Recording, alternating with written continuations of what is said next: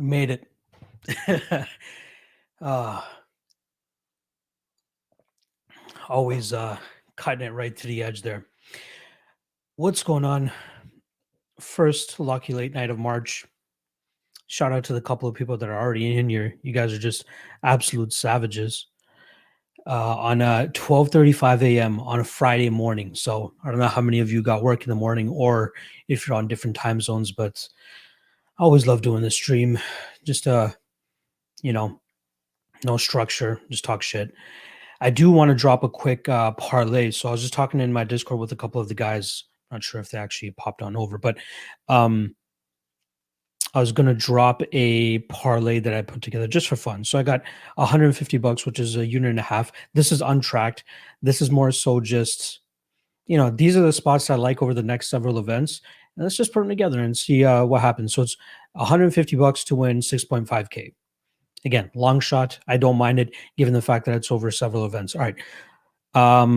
Let's get this off to you guys. You guys can go back and rewind this and listen to it again if you guys missed it. But Islam Makhachev, Alexander Rakic, Joseph Benavides, Amanda Lemos, Sean Brady, Mario Bautista, Leon Edwards, Hani Yaya, Jonathan Martinez, Jamal Hill. 10-legger, $150 to win 6.5K. So obviously, I will put it out there that the only fights that were taped in preparation of that parlay were for this weekend. So, the Leon Edwards pick is all pre-tape. The Hani Yaya pick is all pre-tape. But I don't mind throwing out a parlay like that every now and then. Just, rather than parlaying everything on one night, you have a better chance of hitting something over a consecutive, not consecutive, but like other events rather than just one event, I think, especially if you're feeling very strongly about those other sides. And pre-tape, I truly feel strongly about those spots. So yeah, that's the parlay. Shout out to anybody that wants to tail that. Again, tread lightly. It's a long shot parlay. All right, let's see what the chat is saying right now. Evo Steph has been waiting. Appreciate you stopping by, brother. Dasha Hunter, what's going on? Of course you're G. You're G because you're here. You're on the stream. Big Manny the God from my guy Shawnee Mac. Don't kill me, brother. I love you. SD Crusader is saying, let's get that bread. I hope so, man. Fuck, this has been a tough 2021 for me, but I'm going back to the old school ways, the raw ways before I got this whole influence from like being in the community and shit. So we're going light. You know what I mean? One lock of the night play, one dog of the night play. And that's it. You know what I mean? So I'll let you guys know what it is already since you guys are up with me at fucking 12:45 again. But I like Sean Brady. 4 units as my lock of the night play, minus 196. I think he cruises in this spot. Would be surprised if we see Matthews actually get the better of him in those exchanges. And then dog of the night play. I got Joseph Benavides. I got 1.5 units on him at plus 112. Yeah, people going to be playing that. Y'all must have forgot. You know what I mean? No new toy. Let's see what this is. Don't be disrespecting my guy, Joseph Benavides. He's very, very live this weekend. All right, let's see what the fuck else you guys are saying. Gunny, a constant in the chat. Appreciate you stopping by, brother. I'm here. Ben Peak, shout out my guy Ben Peak, a Patreon member of mine. Appreciate you stopping by. Saying we'll be reporting Saturday night. I hope so. 1-6 this year on Lock of the Night plays. That is unacceptable. Absolutely unacceptable. So let's get back to those winning ways. All right, Connor Chia saying what's up. Appreciate you stopping by. My guy, Your Best Bets. Thank you for stopping by, buddy. Nice little crew that we got, about 20-ish guys. Let's see how much further we can spike this up. Yo is saying DraftKings late with their 1099s already filled. Need to amend. I'm personally just I'm like a head-to-head guy, and then I'll throw in a couple lineups to the main tournament there. But yeah, I got to get around to doing that. I've just been so busy with all my fucking work that I haven't even put in too many lineups yet. Yeah, what I'm hoping to do tomorrow is get started on next weekend's card. We previewed it on Monday for anybody that saw the Lock of the Night early bird special, but I still have yet to start taping those fights. I've just been, obviously behind on the podcast, so I was trying to crank that out for you guys. But yeah, I'll start tape on next week's card. The first two fights I'm going to be looking at is Leon Edwards and Bilal Muhammad. And then I want to look at Hani Yaya and Ray Rodriguez. Like, I feel like that's a spot where a 35-year-old, 35-year-old Hani Yaya, for some reason, I feel like the guy's like 40 years old for some reason, but he's only 35, going in there against a guy that's just been submitted over his last couple fights. So at minus 300, he might be worth the chalk there. He might be, dare I say, a possible lock of the night play if I like what I see off of tape. I just don't think that Ray Rodriguez is that good, but I do need to refresh my memory on how bad he truly is. Ben Peak is saying, oh, yeah, you're right. Jamal Hill does have COVID. So if anything, if that fight gets canceled, it gets canceled. And I highly doubt he would fight in that fight if he truly felt compromised, given where he's at in his rankings and all that stuff. And we've seen fighters in the past that have tested positive for COVID and still fight a couple weeks later and be very successful. So I don't mind it getting voided if that's what ends up happening. But if he does step into the cage and fight that night against Paul Craig, I still expect him to go out there and get that W. Sergeant Snuggles, I'm saying, I'm waiting to get Izzy at the best price. Do you think I'm coming in around 195 will bring more money in on Yan? I'm not sure. Like, I can't really put a feeler out there in terms of how many guys I feel are seeing that as a disadvantage or an advantage, right? Like, again, you're at 195, you're going to be the faster fighter. Yeah, but then obviously you won't have as much strength in the clinch positions as well too. But he does a good job of staying out of those clinch positions. Fuck, tough fight, man, tough fight. I think, which side should I lean?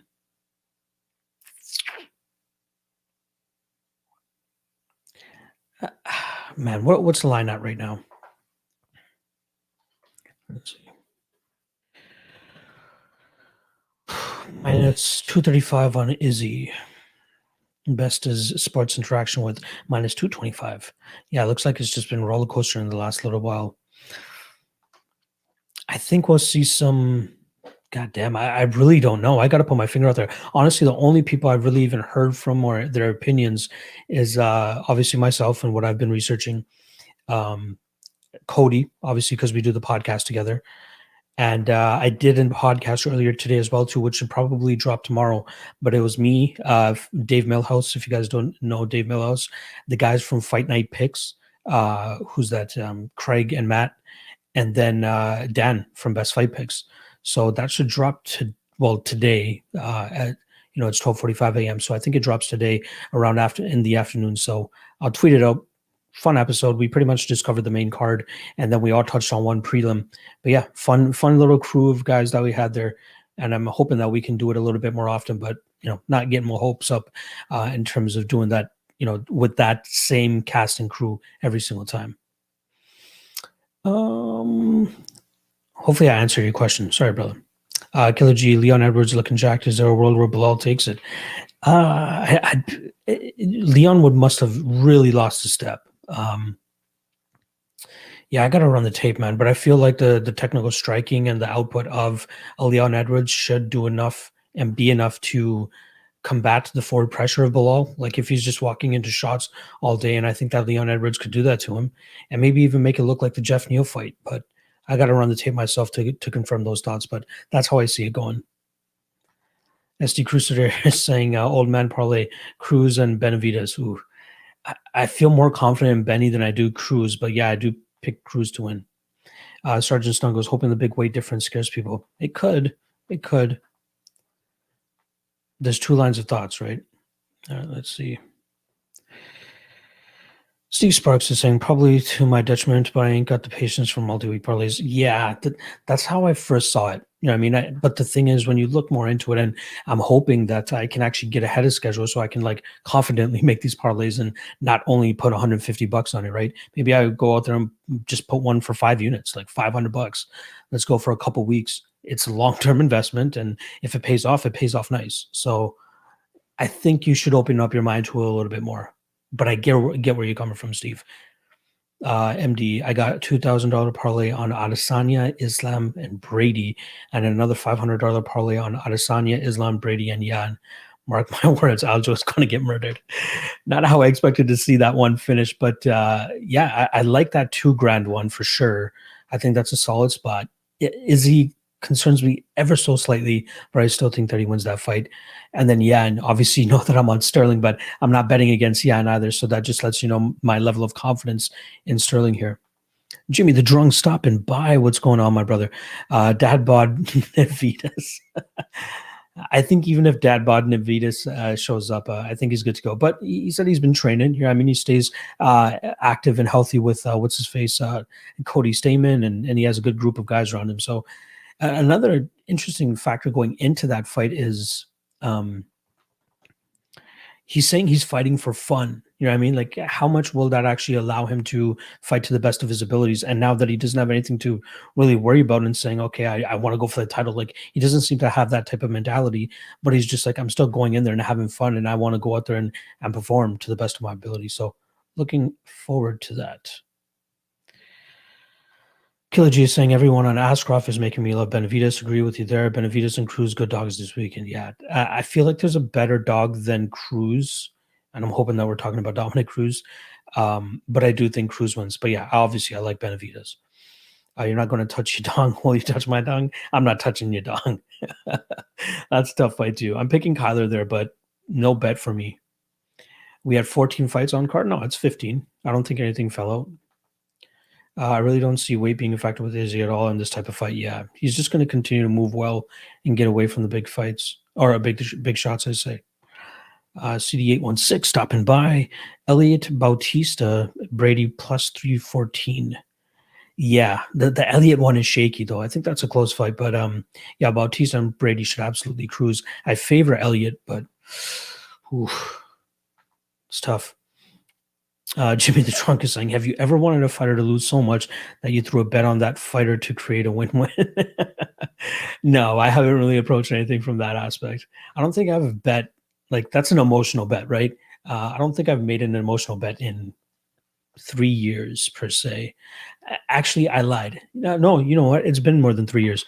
When I went to Connor Aldo, I bet on Aldo because I'm like, I'm emotionally attached to this guy. Like, I want to see him win. I want to see him come up against this guy in Connor, who, you know, had all this wave of you know, craziness around him.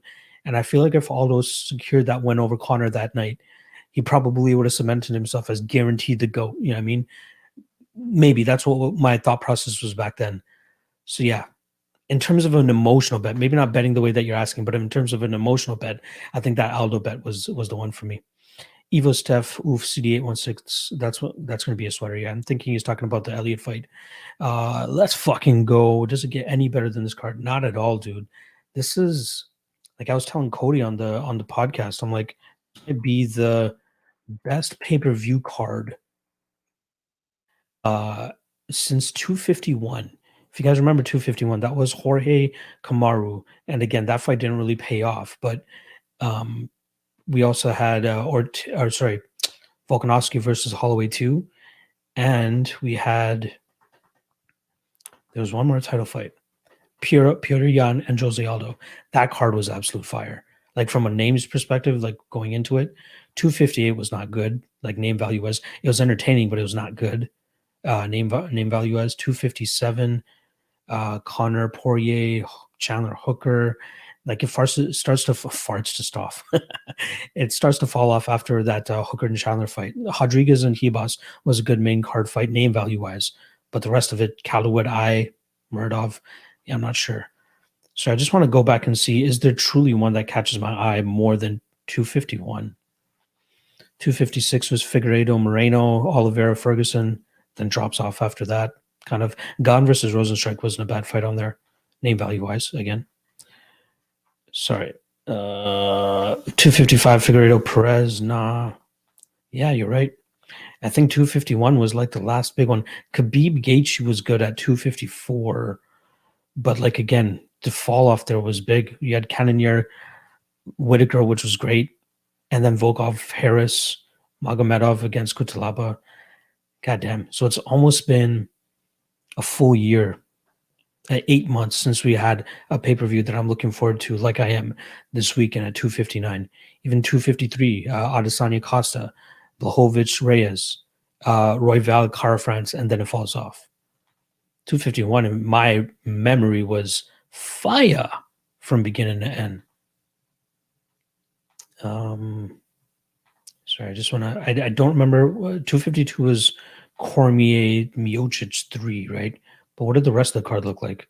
Yeah, Vera versus Sean O'Malley is the co-main. Fuck out of here. And then 251, I believe, was a banger from top to bottom. And it was the first fight on Fight Island. So, they had to come big. So we had, Usman Masvidal, Volkanovski Holloway rematch, Jan versus Aldo, Nama Yunus versus Jessica Andrade. That was a great fight. Hebos versus Van Zandt. Okay, good showcase for Hebos. Then you had Yuri Prohaska versus Volkan Oezdemir. Great fight. Salikov versus Dos Santos was a fun fight. Like prelims wise, it wasn't horrible, but I think these prelims are definitely much better. Like 259 from top to bottom. Good God, people. Good God. See that part one more time. Let me just peek at it one more time.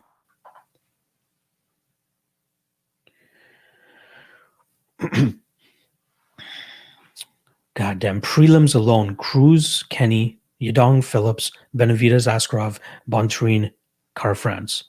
Like that could be a fight night making card, and I'd be down. It'd be better than Angela Hill and Michelle Watterson, to be honest. Yeah, I'm looking forward to my guy Sean Brady as well too. Pretty high on that guy, but specifically for this matchup too, I think that he's a good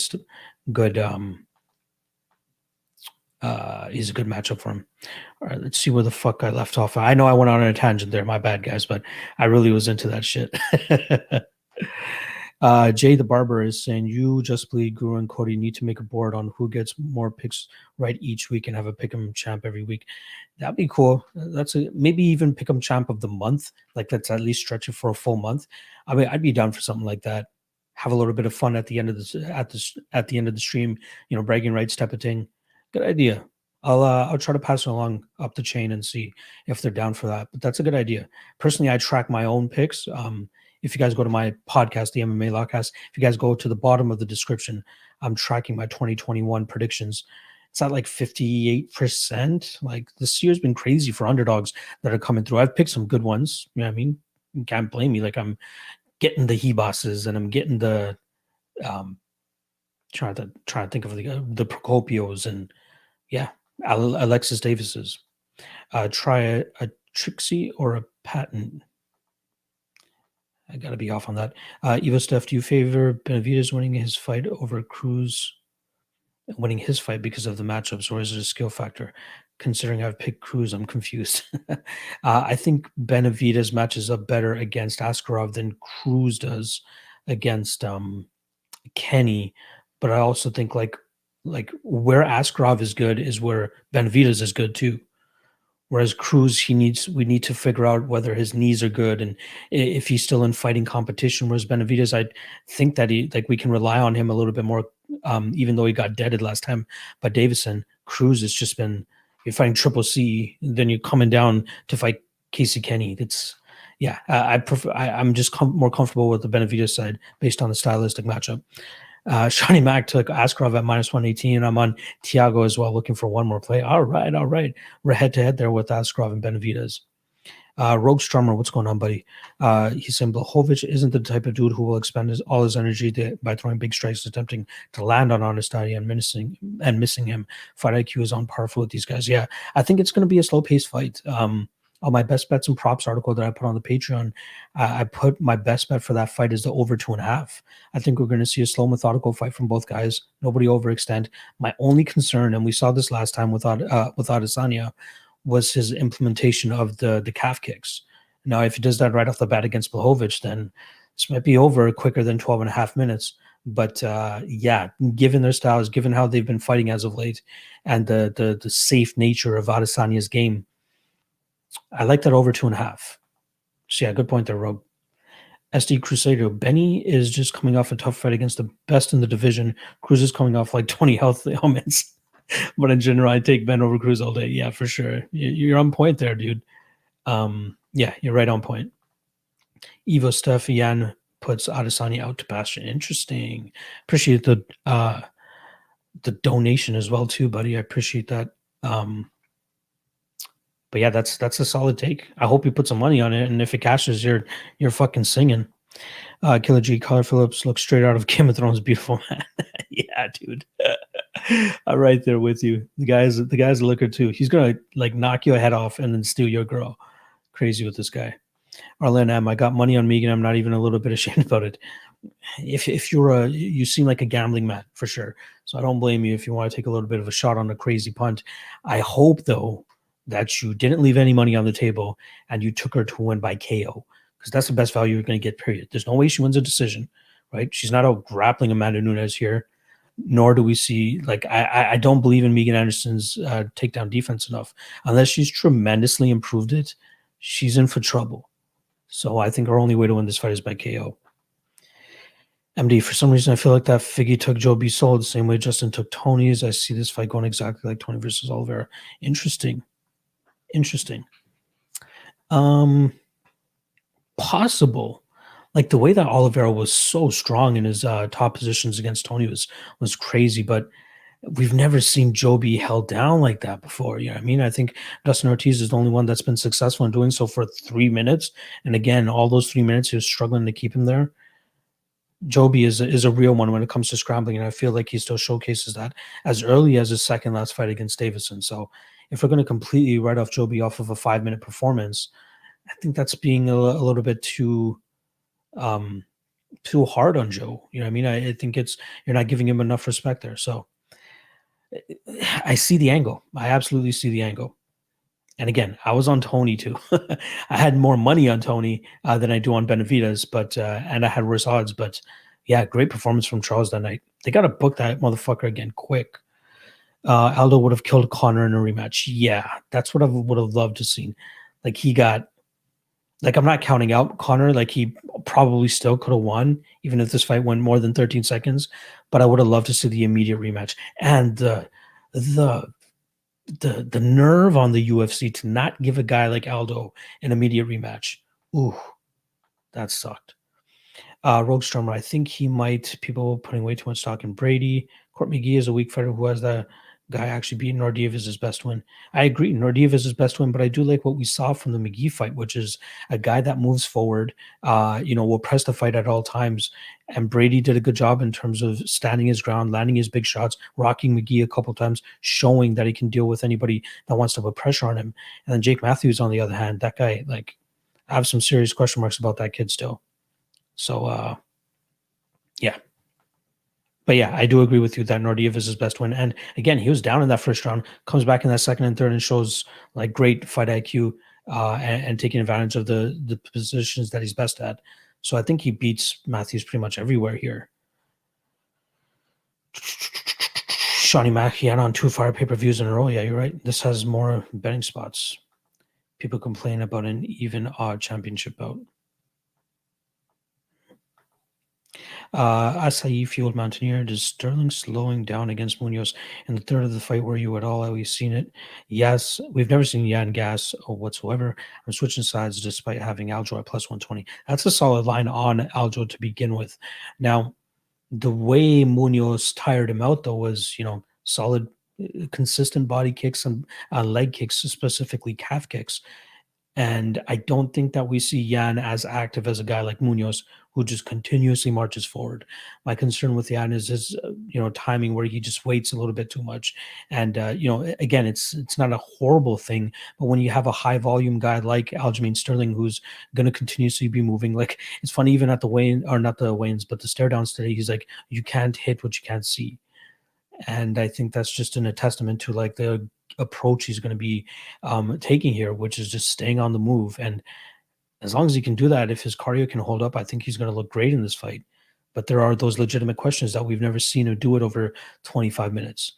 What would make me even more confident in Aljo, though, is if he gets the back somehow. I mean, maybe he doesn't even need a takedown. Maybe he's just, clinches him up against the cage, waits for Yan to kind of turn his back. At a certain point, he will, and then we just see him latch onto him, and then just control an entire round by staying on his back. Aljo has the skills to do that, but Yan is a crafty motherfucker too. Finesse God is asking me, which 8K range guys do you like for DraftKings? Let me just pull up. Let me pull up the the salaries here. 1 sec. Shout out to Salvatri sending me all the tools and everything that I need. All right, 8,000 range. I think Yadong has finishing upside. So you're going to want a little bit of him, I think. Amanda Lemos, I think she can get a late finish. And I think we'll see her. You know what? If she doesn't get the finish, her score may not be that great because she'll mainly look to strike. And she's not like a crazy volume striker. But again, I think there's an upside for her to get the finish late. Rakic, I really like. I think we'll see a bunch of significant strikes, total strikes, takedowns, and control time in that fight. So I do like Rakic. I don't really like Kai. Yan, obviously, he's in a 25-minute fight, I believe. He's going to score big numbers regardless. Askarov. Nah, you guys already know I'm on Benavides there. The Elliott and Espinoza fight is way too weird for me to call. I think Elliott is live for a submission. So if you're looking for an 8,200 that has finishing potential, I think that's your guy. And then even Dominic Cruz, I'm not sure how well he would really score in a 3-round fight given his style, right? Let me just look at something 1 sec. Let me just pull up his history.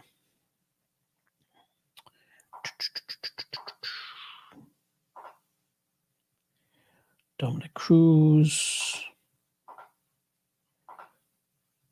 Let's see how he scores with the new DraftKings system.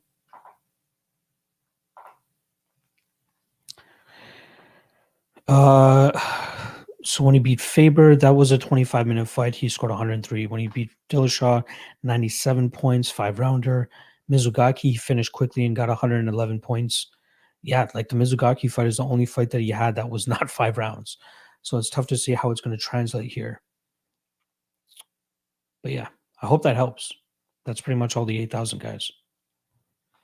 Aljo plus 120 is extremely attractive. Yeah, I'm right there with you. All right, let me try to catch up with the chat here. You guys are fucking absolutely slaying it. Arlene M. No, you're just an extremely generous person to give money away. No hesitation, no shame of that. Tristan Schuhaus, thank you, buddy. Are you from Germany? Because I'm interested to know why you're always on my late night streams, and I'm not complaining, but you are definitely a regular out here, so I appreciate you stopping by. Will you sprinkle 0.2 or 0.1 units on Megan Anderson, or will you just stick with the Nunes round 1 or round 2 bets that you mentioned in the Prop Me Up show? Yeah, I'll probably just go with the 1 or 2, like the rounds 1 or 2 for Nunes. What I might also put a little bit of money on is the alternate total, which is the 2.5. Might just go under 2.5. I think it was around minus 190, and I think there's some solid value there because it would cover both people finishing, right? I don't think we see Megan Anderson last past 12 and a half minutes. I don't think she last past the first 5 minutes, to be honest. But just to be on the safe side, just to get an extra 7.5 minutes, I think the under 2.5 is a solid spot as well. But yeah, no, I'm not risking on Megan here. UFC 260 is stacked too. Ooh. Is it now? I believe that's the one at the end of the month because they're doing 2 this month, right? I know it's Stipe and Francis Ngannou. Volkanovski versus Ortega, okay. Woodley versus Vicente, okay. O'Malley versus Almeida, okay. Worthy versus Jamie Malarkey, Alonzo Benefield versus William Knight, not bad. Robertson versus Maverick, not bad. Shane Young against Omar Morales, that should be a fun fight. Barrio versus Azatar. I gotta dust up on Azatar. I don't really remember what his style truly is. Modestas Bakauskas versus Michal Oleksiejczuk. That's a great fucking fight. I'm excited for the return of Hannah Goldie. She has a special spot in my heart for some reason. But yeah, I like her. And her and Jessica Penney, that should be a decent fight. And then Tybura is looking for a replacement who I was saying should fight a Tom Aspinall or a Chris Delkis. Like, I think that's the perfect step up for those guys. So I'm hoping one of them actually ends up taking the fight. Ben Peake made an emotional bet on Marlon Vera against Sean O'Malley. Wow, that paid off for sure. Arlene M had half of that money on Megan Henderson. Ooh, even if you had access to the KO line, I think that's the best one. I like Nzechukwu as a cheap DFS option. I wish I could trust the kid. He just looks so green at times, right? Yeah, I'm interested to see how he approaches this fight. He should look for the takedown, obviously, right? But we'll see if he's successful in doing so. Evo Steph, hold on, brother. Tony Sullivan taken. I hope he comes back and has a solid spot. If Adesanya wins, I'll donate $10 next live stream. All right. That'll be dope. Thank you. Are you more confident in Brady or Islam? Obviously, Brady's odds are better, but are you in any way more confident in Brady than Islam? I am more confident in Brady because I feel like the way for Dober to beat Islam is more likely, which is that knockout, because he does have a significant like advantage in the striking realm, I believe. Um, Whereas all of Jake's strengths are Brady's strengths. So yeah, I do favor Brady a little bit more. Again, regardless of odds, I like Brady more. Gunny, Evo Steph might as well drop that 10 now. Dober is a better matchup for Islam than people think, in my opinion. Yeah, that's why I feel safer with Brady. Hey, Gunny, we'll see, brother. Evo, I love Car France with the current betting odds. I just can't get behind Car France. I'm not a big fan of his style, but he does get the dubs. So good luck if you take that. Big Sally is saying, what do you think on Alberg? I think he wins round one. He could, but personally, I see it going to a decision. Like the guy doesn't really fight wildly. Like it's going to be on Nzechukwu to come in poorly and get clipped and get put out. Whereas I feel like I gotta believe he's being got to come in with a better game plan than that, especially with Safe Sayud in his corner. Like, ugh, I don't know, man. I'm staying away from that. 3-0 just sketches me out too much. Obviously, is the much better kickboxer. This is MMA. Who knows what's going to be thrown into fold here that could give him trouble. And banking on a guy at minus 250 that's only 3 fights into his pro MMA career. Sketch City. Kyler by sub plus 1200, round 3, sub 4701, but I must. Good luck. I think he wins by decision. I'd kind of be surprised if he pulls off the sub here against Song. I question his cardio a little bit as well, too, just as I question Song's cardio. But yeah, good luck if you hit that. Goddamn. Jan going gas down. Izzy picks him apart. Could happen. Wouldn't be surprised at all. Salty. I loved Kai Car France and stuff. Yeah, for sure. That season was pretty cool. That was the champion season, right? Where they had a bunch of the flyweight champions from all around the world fight on Tough. Fenijaz, hey, great show earlier. Bets aside, who are you rooting for in the 3 main events? Ooh, good question. Rooting for, and this might hurt some feelings on the stream, but I'm rooting for Jan Blachowicz. But like it would be nice to see Adesanya win so we can build up that John Jones thing a little bit more. But it would be nice to see Blachowicz win and, to be honest, fight Glover Teixeira next, because that would be a much favorable matchup for Glover Teixeira for me. So like an emotional perspective and like how I feel, I'd be instinctually rooting for Jan.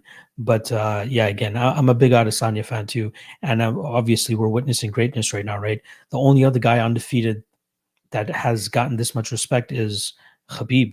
Now we got Israel doing it not in a dominating style with wrestling, but in a dominating style in the more entertaining aspect of martial arts, which is the striking realm. So yeah, absolute greatness that we're seeing with Izzy right now. But I don't know. A part of me wants to see Yan win, and then in the Nunes Anderson fight, I want to see Nunes continue her dominance as well. And then in the Sterling and Yan fight, I'm going to be pulling for Yan. I'm going to be pulling against my prediction, and that's fine. You know what I mean? But I'm a big Piotr Yan fan. I want to see him go out there and just reign that division for several years, continue showcases Muay Thai brilliance. Rogue Sharma, I'm not a huge fan of him, Evo, but I think Bontarine is worse. Yeah, for sure. Yan would more likely succumb to leg kicks before gassing out, but the weight gains are definitely intentional by Israel, so we can't wait to see. Yeah. Jimmy the Drunk is saying 2 years ago, T Wood, sorry, whoop. 2 years ago, T Wood closed as a minus 145 favor of Usman. Currently sits at plus 220 versus Luque. How long until this guy is getting beat up by fat Hawaiian bar goers? I love that comment. Yeah, man, I've been calling out Woodley on his fraudulence in terms of people giving him the respect as being this great fighter. Like he's truly knockout or bust outside of those Wonderboy Thompson fights, which were highly inactive for the majority of it, other than a couple knockdowns. And that's what he just relies on. If he can't get that knockdown or that knockout, we see the Colby Covington fight. We see the Kamaru Usman fight. We see the Gilbert Burns fight. And we'll see again with Luke. I think as long as Luke's chin is not completely compromised, he should be able to go out there and pick apart T Wood and possibly even finish him too. So, yeah, I bet him against him with Usman, bet against him with Colby, obviously very heavily. That was heavy chalk. And then even got plus money on Gilbert Burns to fade him as well too. Too many props in play. I don't think that's an issue if you're confident in them. Guy's very fundamental, but his striking defense is airtight. Yeah, he's sound on the feet for sure. He belongs at bantamweight. He's a short guy though. Is Phillips a good dog? I like Phillips, but I'm not betting him here. I still think that Yadong has a high ceiling, but I do favor Phillips just given how they match up stylistically. But if Song Yadong lands a bomb on Phillips's chin, he could absolutely put him out as well too. I feel like Benavidez is a more trustworthy underdog. Timothy is saying round props for Anderson are better than KO props. What are the round props? Megan Anderson, round one, plus 2,300. Oh shit. Okay, you know what? You are right, my friend. Just pick Anderson round one, round two. Yeah, good spot. God damn. I wish I put that out on propping you up. Thank you, buddy. I'll make sure to give you a shout out if I do ever take this type of approach again, which is like looking at the round props for a heavy underdog who are, just win conditions are round one or round two. Evo Steph is saying December I turned $2 parlay into $260 thanks to judges. Yeah, that's always good. There's money coming in on Jake Matthews right now. Sean Brady is minus 210. Should I blast another parlay with Brady or calm my ass down? Money management. I mean, let's not get too crazy. It's MMA. Crazy shit happens. So just don't be too overexposed in case shit happens. And also, I wouldn't be surprised to see more Matthews money come in tomorrow. So just sit back. Or even if you pass out on it or pass on it, you still got some good value on Brady, I think. Sex God is saying is lock in the house. Appreciate you stopping by. Evil stuff. Phillips is a great dog, but he doesn't have much room for error. Yeah, I think he needs to be like sharp. Can't slip up at all. Otherwise, Yadong will take advantage of it for sure. Tristan is saying, yeah, I'm from Germany, but moved with parents to Vancouver as a child, and I'm 27. Live here permanently now. Thanks for the interest. I like supporting fellow Canadians. Thank you, buddy. My wife comes from German heritage, so she has family in Hanover, I think it is. But they visited a couple times, and once this COVID thing is over, I can't wait to go over there and visit them as well. But yeah, the wife's parents were born here. I believe their grandparents as well too, or they had moved from Germany. But yeah, pretty much German roots is what I'm saying. Sex God feels like Jan has been overachieving for too long. Yeah, I don't know. Or we were just overvaluing Dominic Reyes. We were looking away from the chin of Corey Anderson. Who did he beat before that? Nikita Krylov. Am I right? Reyes, Anderson, Jack Ray. Okay, beat him over 5 rounds. Jack Ray's old. Luke Rockhold, chinny. Loses to Thiago Santos, but before that, beats Nikita Krylov. Yeah. I don't know.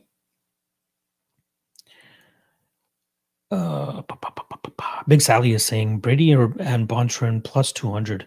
If you got confidence in Bontrain there, go for it, buddy. I love Brady. I love Brady. Sex God, there's no way the UFC will let Phillips win a decision. Yeah. I'm not into the whole conspiracy stuff. You're welcome. Thank you, buddy. I can't believe I actually caught up with the chat and we got 43 people in here. If you guys are enjoying the stream, make sure you guys hit that like. Your boy definitely benefits off that. Helps with the algorithms and all that other shit. So yeah, if you haven't already hit the like, make sure you guys do that for sure. Fender Jazz is saying maybe Song will get lost in Cotter's eyes. Oh God, I love it. I fucking love it. The guy will steal your girl. Him and Drew Dober. Could you imagine those two motherfuckers in the club? And guys don't stand a chance if those two guys are on the prowl. All right, sex god, dude, I'm straight, but God has been questioning. Yo, Dober is a looker too. I think there was a time where he had like longer hair, where like he's like slicking it back and shit. Jesus, don't do it to us, Daddy. Evil stuff. What's it like having a beard that powerful? Do people ever mistake you for a deity? No, you know what? I'm just growing it out because of winter. That's it. Like this is what I normally do. Like by maybe October-ish, I stop trimming it. I'll just clean up the sides here to at least look somewhat, not too crazy. And then I'll just trim the mustache. But something that I do that helps me with my tape study is I'll go back and listen to the last breakdown that I did for a fighter. And then I'll take that into consideration when I start rewatching and seeing if, maybe my read was off at the time. But around June of 2020, like end of May, if you guys go back and watch those podcasts, you guys will see a serious beard where I'm not trimming my mustache, letting it go crazy, not cleaning up the sides or anything like that. But yeah, it's always a trip to see myself like that. It's like looking at a completely different person. I'll never do the mustache thing again because goddamn, that was so tough to keep up with. Like when I'm trying to eat wings or some shit or ribs or like something saucy, it's just all over my beard. It's a complete mess. But yeah, I like the beard. I like the beard look. It's strong. I gotta get like other colored shirts. I usually just have like dark colored shirts so the beard doesn't pop as much. But I'm glad that you guys recognize. I'm glad that you guys recognize. Jesse Scott, Germany is so cool, Lock. The best beer I've ever had, and the locals were super welcoming, trying to make it back during soccer season next. Yeah, that's one thing that I'd like to tackle. I'm not a huge soccer fan or anything like that, but I would always love to attend a game. But if we can go back to being somewhat normal, you know what I mean? I want the atmosphere. That's what I enjoy about live events is the atmosphere. Like there's been a couple UFC events that I've been to that I just got the nosebleeds because I just want to go on a whim and I'm just there for the atmosphere. I don't mind watching off the projector. I fucking love it. As long as I'm not sitting beside people that are just obnoxiously dumb / casuals. Again, that sounds so like riding my high horse type of thing, but I know if you guys are as diehard as I am, you guys understand what I mean. Timothy Trolono is saying Dobrikio round 1, 12 to 1, round 2, 21 to 1, Islam Slub plus 420. Yeah, that's not a bad approach. That's not a bad approach at all. Killer G, I still get nightmares from parlaying Woodley against. Ooh, that one hurts. You know what's haunting me? My betting ghosts right now are Mike Rodriguez, probably the dumbest play I've ever made in my life. Disrespecting Delano Marquez way too much there. Playing the under 1.5 in the Pragnell and Roundtree fight. In a hindsight, I really regret that one. And then this wasn't a lock of the night play, but parlaying Ketlin Vieira with the under 1.5 in the Daukus and Olenek fight. That one I'm going to regret for a while. Also, the one that passed me by, the one that I passed on and should have bet on, and even made a lock of the night play, considering how confident I was all week about it, was Ricky Simone inside the distance against that Gaetano Perilla guy that he fought in January. I thought that was like an absolute like shellacking waiting to happen. Yet I didn't pull the trigger. What the fuck was I thinking? All right, back to the chat. Average Joe is saying better play on DK Yan or Ulberg. Like I'm expecting the Ulberg fight to be kind of slow paced with Ulberg just kind of picking you apart from the outside, but obviously there's that high upside of him finishing early too, in case Nzechuku is just his timing's off. The guy's been off for a year and a half, not the technically most sound in that distance striking game, and that's the game that he plays more often than not with his opponents. But Ulberg could catch him with something too. Whereas Yan, I don't see him finishing Aljo, but he's still going to go out there and give you 25 minutes of points compared to the potential 15 that you'll only get from Ulberg. Ugh. What are we talking about salary-wise? Ulberg, 9,000. Yan, 8,400. I'd rather go with Yan at 8,400 and then buy a higher for a better fighter. Evo Steph, I know it probably wasn't, but Adesanya versus Silva looked like the most staged fight of all time. Yeah. Yeah, I know what you mean. Community Craft is saying, what's up? Big Sally, if you had to parlay someone with Brady, who would it be if you had to pick? For tonight or this weekend, I'm assuming you're saying I'd say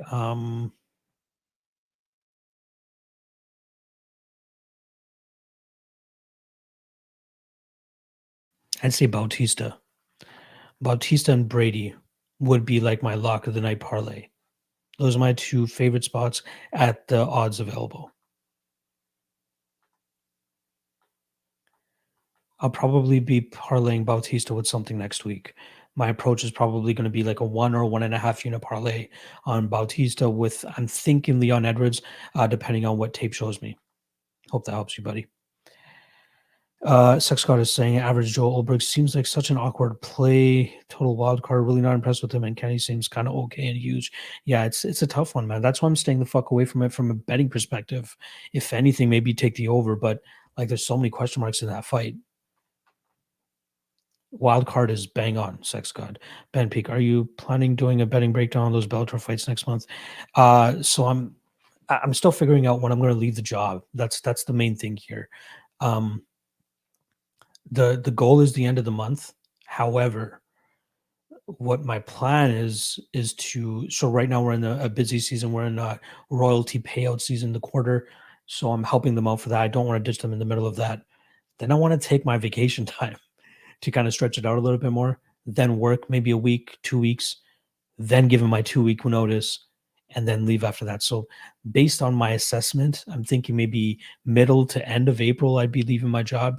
But as soon as I do, I'm taking Bellator under my wing. I'm taking LFA under my wing. ACA. I want to dedicate all my time to looking into these other fights.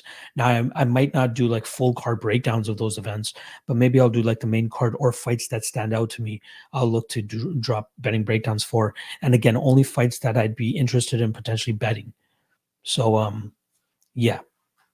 And again, I'll see how much time that actually eats up. If I can dedicate more time to going through a full card or something, then I'll see as well too. But yeah, as soon as I leave my job, which is very, very shortly, I will dedicate more time to these other promotions. Appreciate you asking me that though. That's definitely on the list though. Fuck casuals. Ruben Ramos. Shout out to Ruben Ramos who actually did the new lock MMA lock of the night logo for me. Make sure you guys check him out.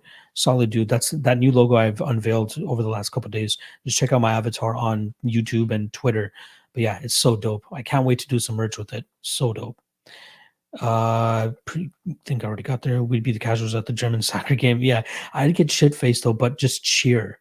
Whereas casuals with the UFC, they're just like, "Oh, do this. Why isn't he doing this? This fight's boring." Blah blah blah. Whereas like soccer games, we can just get fucked up and just fucking cheer. Evo staff. So how was Adesanya allowed to do the ridiculous ass walkout when he was a challenger against Whitaker while Whitaker was waiting in the cage for like 10 fucking minutes? Never mentioned. Clearly, they tell you who the hype machine is behind. That's how they let you know. Ben Peak, I already answered that question, so we're good to go. Timothy Bautista Brady parlay +109. Give me some of that early prelim degenerate parlay action. That's what I'm talking about, right? That's like what the first couple fights on the card. Bautista first fight, Brady third fight. There you go. And if you're a true degenerate, you're gonna take those winnings and put it on something else later on the card. MD, who are you parlaying with Brady? So my official bet, I have $400, 4 units on Brady at -196 straight. I think that's more than enough value there for me to just take that shot straight up, not try to get too cute with it. But if I were to parlay him with somebody else on this card, it would be Bautista. So yeah. All right, I'm gonna chill out for maybe another 10 or so minutes. Then I'm gonna get the fuck out of here. But yeah, appreciate you guys hanging with me, man. I love these midnight streams. They're gonna feel so much better when I don't have the job, because I do start my shift at 7:30, which is 6 hours from now. But again, I'm working from home, so it's literally rolling from my bedroom over there to my office here and sign in. That's it. So I can't complain too much, but it would be nice not having to worry about getting up. Jimmy the Drunk, appreciate the donation, brother. Favorite current Canadian UFC fighter? Ooh, are you a Canadian yourself, first and foremost? Jordan is dope. Jourdain, I should say, Charles Jourdain. Funny story about those kids. I used to work at an MMA gym up here in Toronto, and we had some amateurs that we would take out to Montreal. And there's a native reserve just south of Montreal called Kanawaki, and they would fight those kids were fighting on the amateur scene when I was going back, and this is like 8 years ago or so, maybe 9. But we were taking our amateurs out there to fight on that scene, and these kids were just wrecking shop. One of our guys actually ended up going up against Charles's brother Louis, and that kid was a killer back then. Like, he was undefeated at the time, and our guy was like 2-0 in amateur MMA, but was very, very skilled, very, very talented. And that was one of the craziest fights I've ever seen. I got to corner the kid, and with obviously a couple other people, but being at that vantage point for that type of fight, the experience was absolutely insane. It was in one of those, like, what do they call them? Legion halls, where it's kind of like a church, but then it's like there's a cage in the middle of it with all these people around. So the atmosphere was crazy. We're warming up in a kitchen with like ovens and shit around. But it was a very cool experience. And then to witness that fight was fucking amazing. So yeah, those Jourdain kids are fucking like, since birth, these kids have been going at it. The Laramie brothers too, right? We got TJ in the UFC right now, stumbled in his UFC debut. I'm expecting bigger things from him next time around. But even his brother, Tony Laramie, I think he's a 125er. He's doing some things too. He just can't stay active enough because of the COVID thing. I think Tony actually fought Kevin Lee's brother, and I think he beat him as well too. But yeah, appreciate the dono as well. Average Joe, are you worried that Matthews is a young, improving prospect? I think if we would have seen his improvements, we would have already seen them. Like, I'm not, again, like when you're seeing him fight the way he was against Diego Sanchez last time and Emil Mack, like, yeah, he won those fights, but you're not going to beat Brady in that fashion, I believe. Like, you're going to get way more resistance off of Brady's back. Much better jiu-jitsu, much better cardio. Yeah, I think this is another fight where the calf kicks could come into play, where, what's his face? Brady goes out there and kicks out the kicks. I think that's very important. Timothy Triano, thank you. No, thank you, buddy. Appreciate you. Believe in yourself. Thank you so much for all your time and everything that you do. I truly hope you have a wonderful and amazing week, and good luck on every endeavor in your life. You are truly an angel. Thank you. God damn, is that not the most positive comment I've ever received on this platform? I appreciate you. Thank you. That means a lot. Jimmy the Drunk is saying, I'm from Rochester, New York, close to Canada. Shout out to Rochester. One of my boys lives in Utica, New York. I don't think that's too far from Rochester. And also, I lied. My friend lives in Webster, New York, which is close to Rochester, I believe. But we did also go to an MMA event or an amateur MMA event in Utica, New York. And that was crazy. They almost packed up a fucking stadium, like not a stadium, but like a Utica-sized arena. Yeah, crazy event that night too. Shout out Rochester. Just for reference, I'm up in Canada, aka Toronto, just outside Toronto.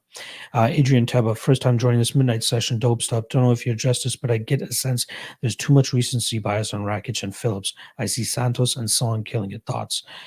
First off, thank you for stopping by and saying what's up. I'm a Rakic believer. I think he can go out there and really do work. Solid striking, solid calf kicks. Anthony Smith saying this guy has the hardest calf kicks he's ever felt in a fight. That's got to mean something. And then his top game, it's crushing. It's a lot of pressure. And from what we've seen from Santos, I know it was his first fight back from his ACL injury last time, but I still think that the takedown defense is going to be an issue for him here. And I think that Rakic is better on the feet than Glover.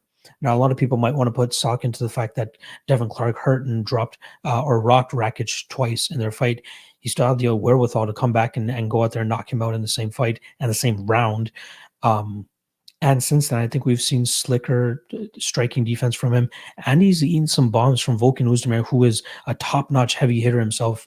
And even Anthony Smith landed a beautiful bomb on him, and we saw Rakic just eat it like lunch. So, yeah, I think the only way Santos wins this fight is KO, to be honest. I think he's going to succumb to the pressure and the grappling of Rakic, get continuously taken down and lose that fight.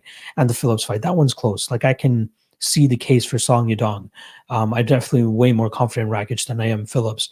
But yeah, I favor Phillips ever so slightly. Very close fight, though. And Song could absolutely win that fight, too. Evo Chef, thank you for or Steph, I should say. Thank you for the donation. Appreciate you. Let's get you out that job. Hey, don't worry about the donations to help me get through my job.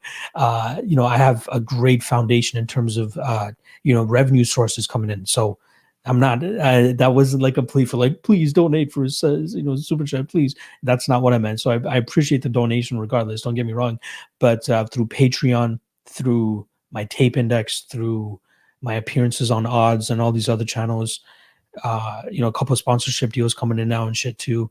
That's how I'm able to do this full time. Like I don't even need to worry about going on cold streaks. Like I'm currently on a cold streak right now. I don't need to worry on like keeping food on my table just based off of winnings.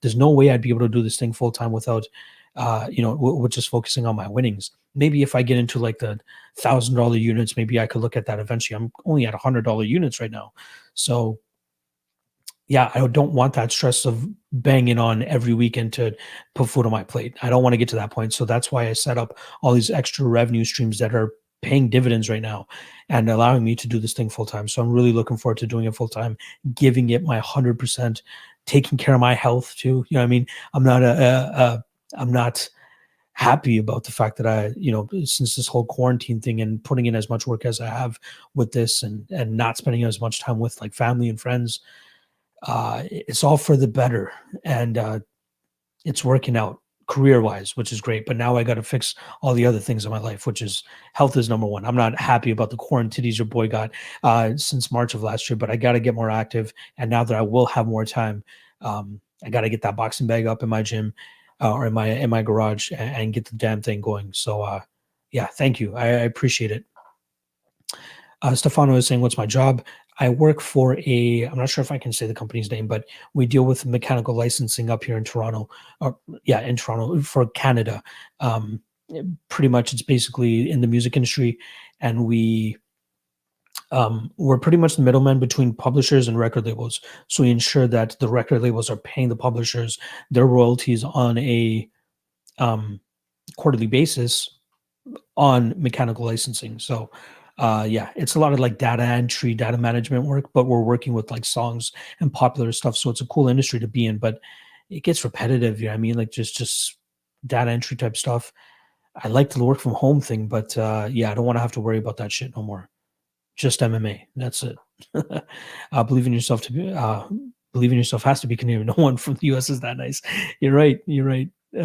Patty is stopping by to saying what's up. I appreciate you stopping by. It means a lot for sure.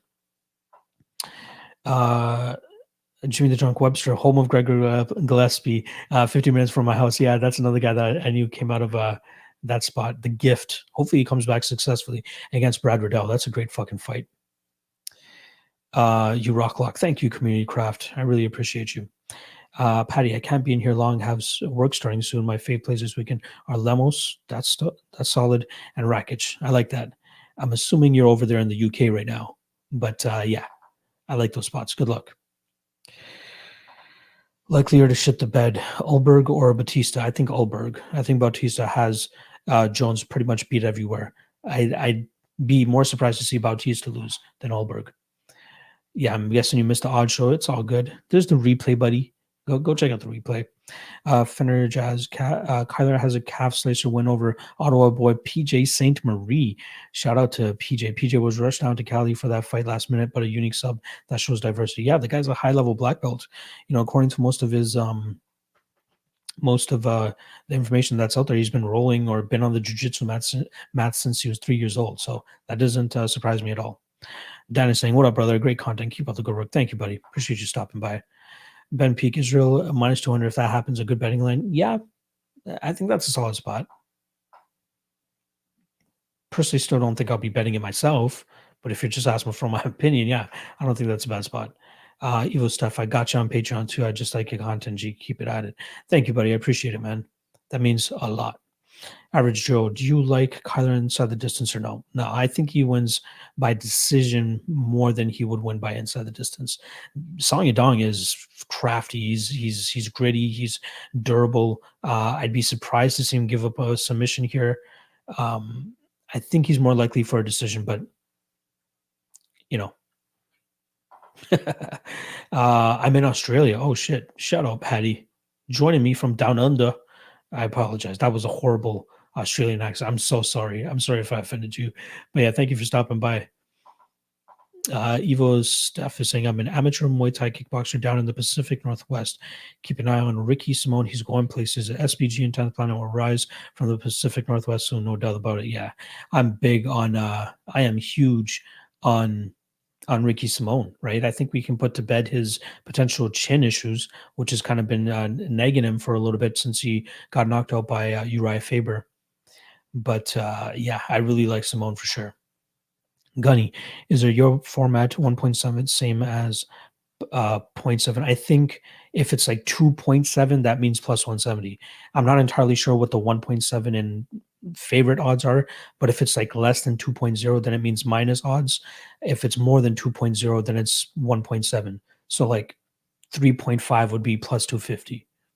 Hope that helps. Sex God, is it me or is Santos a little too obvious of a play? Rakic has way too many holes in his game, and Santos is feeling better this fight. I don't know what you mean exactly by the holes in Rakic's game. I think he can get this fight down relatively easily and should have some good success from on top. Now, Santos is obviously strong and potentially getting that knockout, but I favor Rakic way more in the spot. Fender Jazz, yeah, man. PJ just said yesterday that Colorado was a purple belt at the time in 2016, but a black belt now. Yeah, he's putting in the work. Ooh, shit. Adrian Tebel with the $10 donation. Appreciate you. God damn, I didn't realize the super chat would be this lit.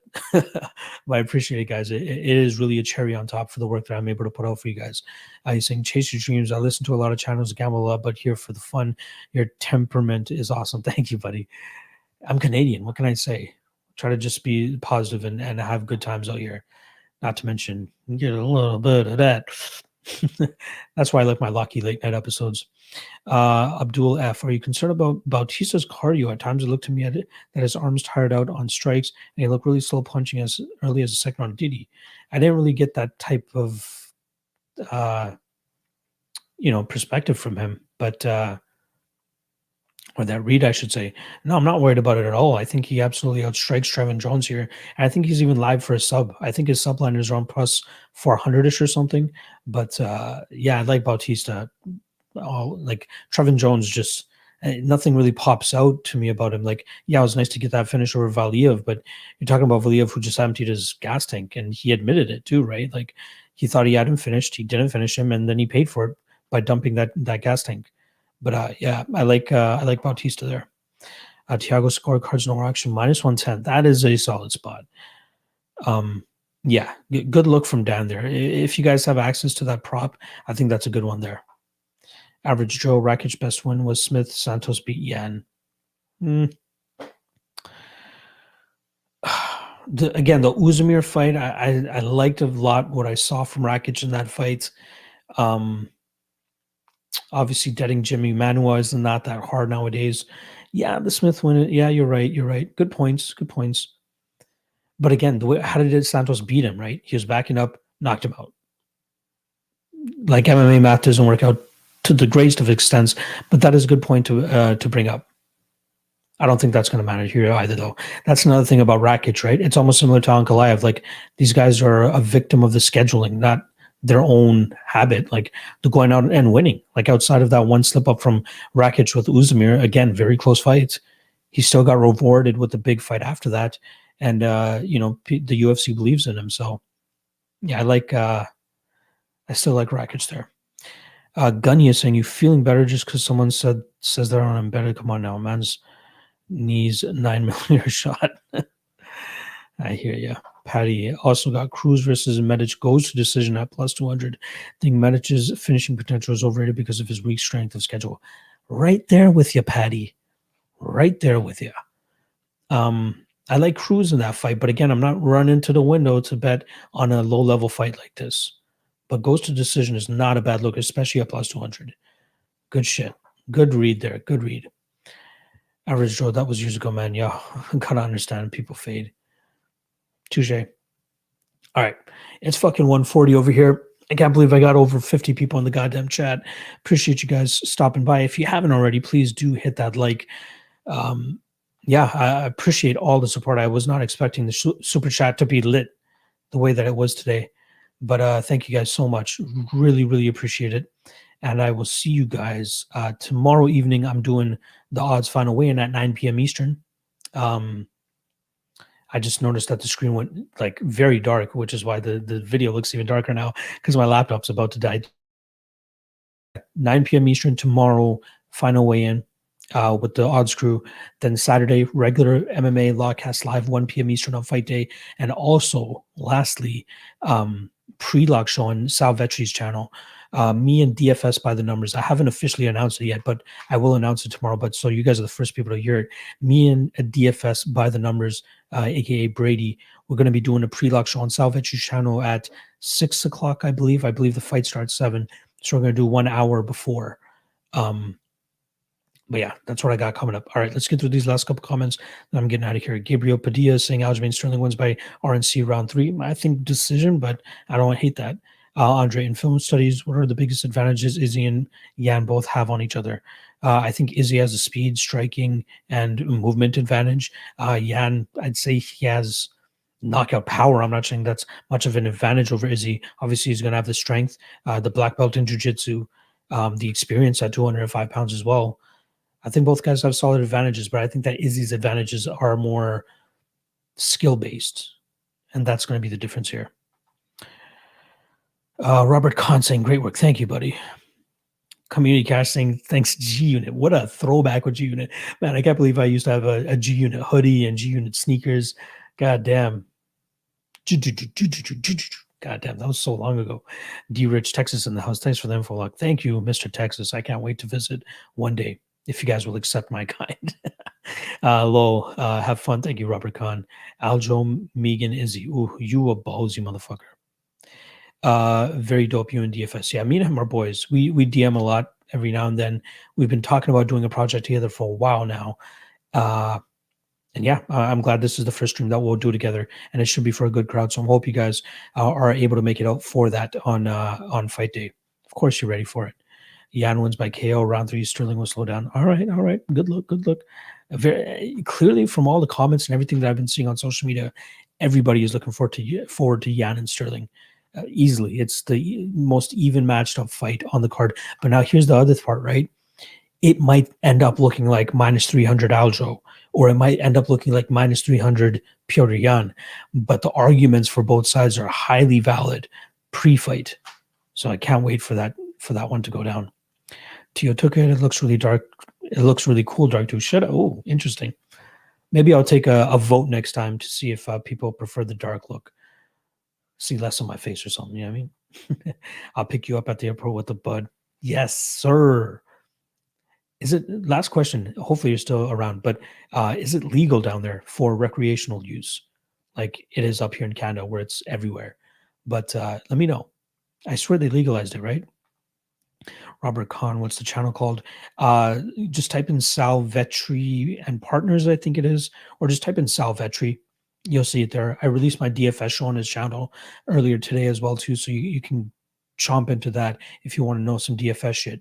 But yeah, I'll tweet it out on Twitter as well too. I'm not sure how you got a hold of this video if you're just a YouTuber or a Twitter guy, but I'll tweet it out. And again, on YouTube, it's Sal Vetri.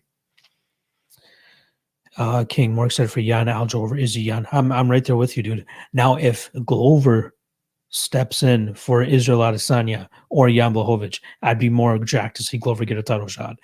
But here's hoping that we actually get Izzy and Yan that night. It is not legalized over there. God damn it. Just a matter of time. Nope, I am in Texas. One way to chill. Fuck. Okay, both. Thanks. Some states legalized it, though. Yeah. I think Colorado, Massachusetts. But I'm just glad in all of Canada, we can burn wherever the fuck we want. It's dope. All right. Appreciate you guys hanging with me as always. I'm not sure when I'll do the next Locky Late Night, but you guys will see me tomorrow night on Odds, fight day on my channel, as well as South Etchy's channel an hour before the fights. And then I'll drop next week's podcast, hopefully by Monday of fight week. But I'm going to start dropping breakdowns for next week's card on the Patreon tomorrow. So if you guys are part of the Patreon, look forward to that. If you aren't on the Patreon and you would like to join, it's $5 a month.